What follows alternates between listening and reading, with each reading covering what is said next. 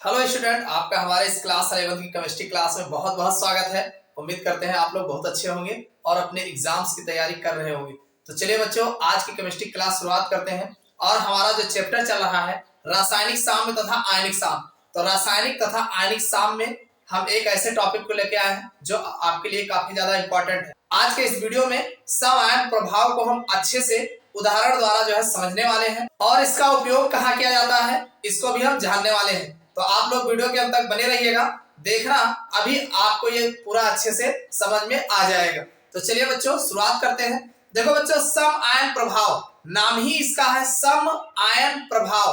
भाई सम आयन मतलब समान आयन और प्रभाव। अब ये जो समान आयन जब हो जाते हैं तो कुछ ना कुछ विपरीत प्रभाव दिखाते हैं। जैसे मान लीजिए जंगल में एक शेर हो और पता चला कि एक शेर और आ जाए, तो भाई अब दोनों शेर सेम कैटेगरी के होंगे, तो सेम कैटेगरी के होंगे तो कुछ न कुछ प्रभाव तो दिखाएंगे ही दिखाएंगे। तो अब भाई एक की उपस्थिति में दूसरा जो है अपना इफेक्ट दिखाएगा। तो बस ऐसे ही यहाँ कंपाउंड की बात हो रही है। तो ये जो हमारा विद्युत अपघट्य होता है, अब ये विद्युत अपघट्य कौन होता है? भाई विद्युत अपघट्य वे पदार्थ होते हैं जो जलीय विलयन में वियोजित हो जाते हैं और धन आयनों और ऋण आयनों में टूटते हैं। तो अब ये जो विद्युत अपघट्य हमारा होता है जब वियोजित होता है तो आयनिक फॉर्म में जाता है। कौन से फॉर्म में जाता है? भाई विद्युत अपघट्य जाहिर सी बात है जल में घुलेगा तो धन आयन और ऋण आयन में टूटेगा। तो इसी तरीके से मान लीजिए दो अलग अलग विद्युत अपघट्य हो और दोनों को अगर घोल दिया जाए तो घोलने के बाद अगर उन दोनों में कोई भी आयन, मान लीजिए धन आयन या ऋण आयन, दोनों में से कोई भी समान हो जाता है तो वो अपना प्रभाव दिखाई देता है, यानी वो अपना प्रभाव जो है उस पर देता है। यानी एक के उपस्थिति में दूसरे का आयनन की मात्रा घट जाती है। तो यही प्रभाव जो होता है सम आयन प्रभाव कहलाते। चलिए इसको हम कैसे लिखना है इसको भी जान लेते हैं। तो सबसे पहले बात ये आती है कि भाई सम आयन प्रभाव को हम कॉमन आयन इफेक्ट भी कहा जाता है। भाई सम मतलब सम, कॉमन, और आयन रहेगा ही और प्रभाव को इफेक्ट बोला जाता है। तो सम आयन प्रभाव की अगर हम बात करें तो देखो दो विद्युत अपघट्य, मान लीजिए हमने दो विद्युत अपघट्य लिया है तो दोनों विद्युत अपघट्य में भाई दोनों का आयनन कराएंगे।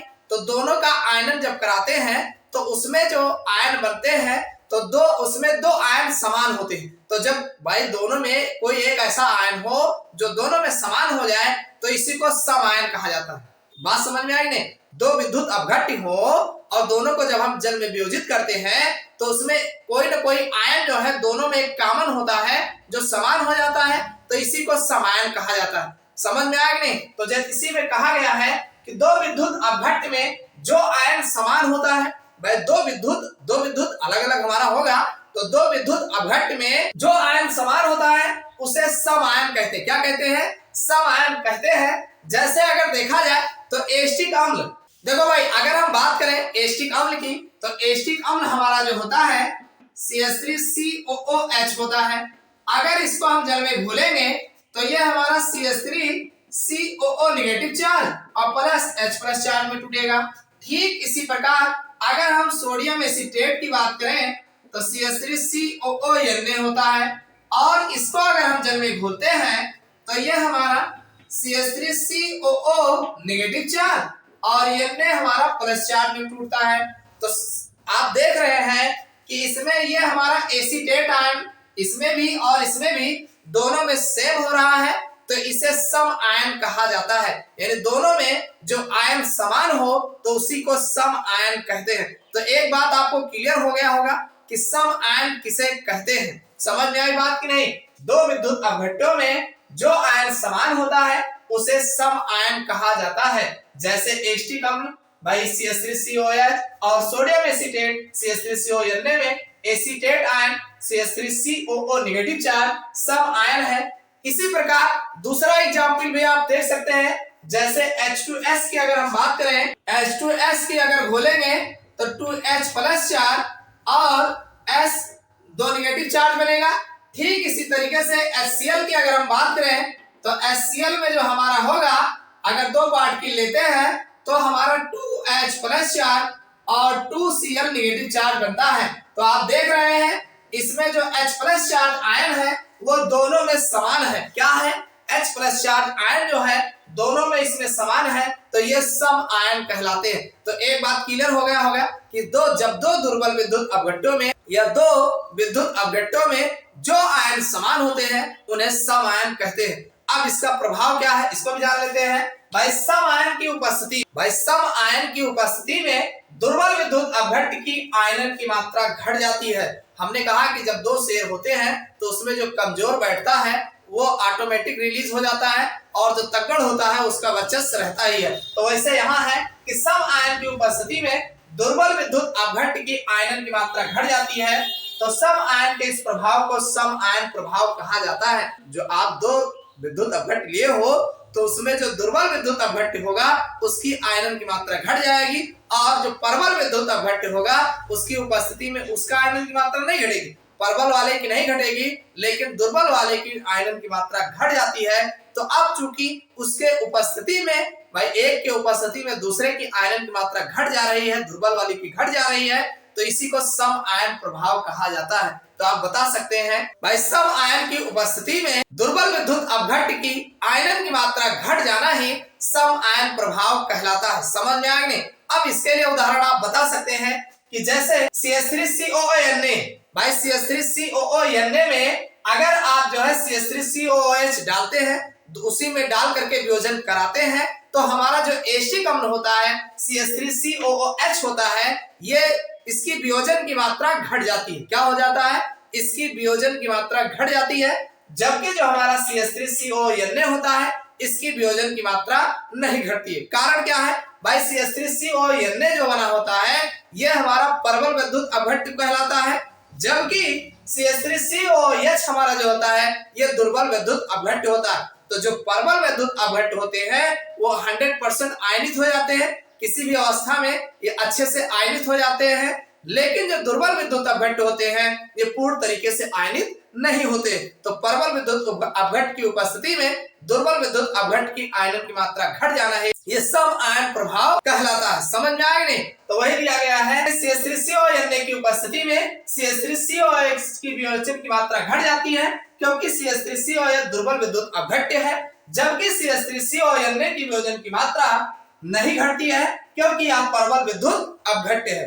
भाई जो हमारा CH3COO होता है ये प्रबल विद्युत अपघट्ट होता है तथा सभी सांद्रताओं पर पूर्ण वियोजित हो जाता है। यानी जो प्रबल विद्युत अपघट्ट होते हैं ये सभी सांद्रताओं पर पूर्ण वियोजित हो जाते। समझ में आया कि नहीं? सम आयन प्रभाव क्या है? समझ में आ गया होगा। भाई सम आयन प्रभाव, भाई सीधी सी बात है, दो दुर्बल विद्युत अपघट्टों में जो आयन समान होते हैं उसे सम आयन कहा जाता है। सम आयन की उपस्थिति में दुर्बल विद्युत अपघट्ट की वियोजन की मात्रा घट जाती है, यह प्रभाव ही सम आयन प्रभाव कहलाता है। जैसे CH3COOH में और CH3COO में CH3COOH की वियोजन की मात्रा घट जाती है क्योंकि यह दुर्बल विद्युत अपघट्ट है। समझ में आ गया ना? सम आयन प्रभाव क्या है? अब ये CH3COOH की जो वियोजन की मात्रा होती है किस तरीके से वियोजित होता है इसको भी जान लेते हैं। देखो अगर हम बात करें दुर्बल विद्युत अपघट्ट का वियोजन किस प्रकार होता है, चलिए देख लेते हैं। जैसे मान लीजिए हमारे पास दिया गया है CH3COOH, इसको अगर हम जल में डालते हैं तो ये हमारा CH3COO नेगेटिव चार्ज और प्लस H प्लस चार्ज में टूट जाएगा। यानी इस पर हम द्रव्यानुपातिक क्रिया का नियम लगाते हैं। भाई द्रव्यानुपातिक क्रिया के नियमानुसार, तो अगर हम द्रव्यानुपातिक क्रिया का नियम लगाते हैं तो हमारा Ka जो हो जाएगा भाई ये ऊपर चला जाएगा, CH3COO नेगेटिव एक ब्रैकेट में आ जाएगा और H प्लस चार्ज एक ब्रैकेट में आ जाएगा और नीचे CH3COO H जो है हमारा आ जाएगा। तो इस तरीके से इसका वियोजन होता है। जहां Ka की अगर हम बात करें, जहां Ka CH3COOH का वियोजन स्थिरांक है, यानी अगर हम बात करें यहाँ पे Ka की तो Ka जो है CH3COOH का वियोजन स्थिरांक है। इस तरीके से ये जो है वियोजित होता है। समझ में आ गया किस तरीके से जलीय विलयन में दुर्बल विद्युत अपघट्ट जो है वियोजित होता है? कुछ नहीं करना है, इसको आप डिजॉल्व करेंगे और इस पर द्रव्यानुपातिक क्रिया का नियम लगाएंगे तो ये ऊपर चला जाएगा, ये नीचे आएगा और यहाँ Ka जो होता है वो CH3COOH का वियोजन स्थिरांक है। समझ में आ गया ना? चलिए अब इसका अनुप्रयोग कहाँ किया जाता है सम आयन प्रभाव का, इसको हम देख लेते हैं। देखो बच्चों अगर हम बात करें सम आयन प्रभाव के उपयोग के तो इसके दो उपयोग भी देख लेते हैं।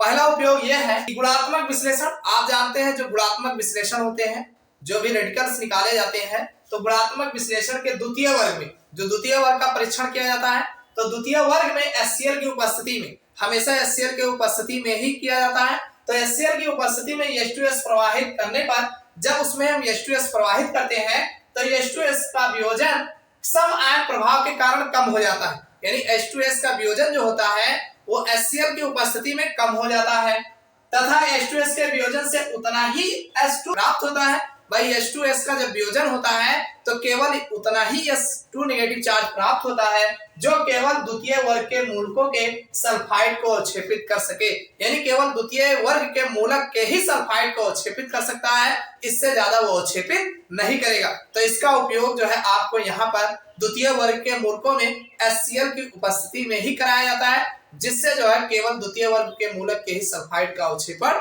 हो सके। समझ में आया कि नहीं? तो ये तो एक पहला उपयोग है।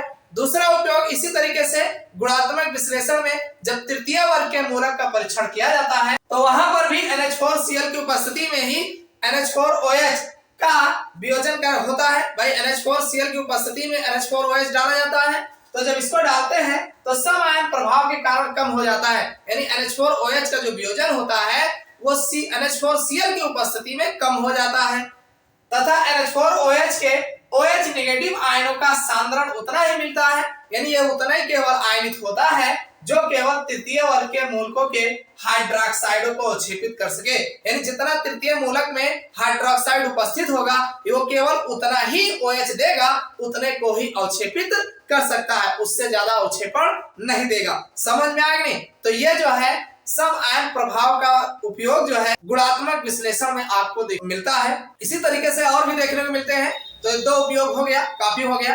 तो उम्मीद करता हूँ सम आयन प्रभाव आपको अच्छे से समझ में आ गया होगा। भाई जब दो विद्युत अपघट्टों में जो आयन समान होते हैं उन्हें सम आयन कहते हैं, और सम आयन की उपस्थिति में दुर्बल विद्युत अपघट्टों का वियोजन की मात्रा घट जाना वो आपका सम आयन प्रभाव कहलाता है। समझ में आ गया होगा? ये वीडियो आपको कैसा लगा कमेंट करके जरूर बताइएगा। चैनल पर नया हो सब्सक्राइब कर लेना, अपने यार दोस्तों के साथ ज्यादा से ज्यादा शेयर करिएगा। फिर मिलते हैं अगले क्लास में किसी नए टॉपिक के साथ।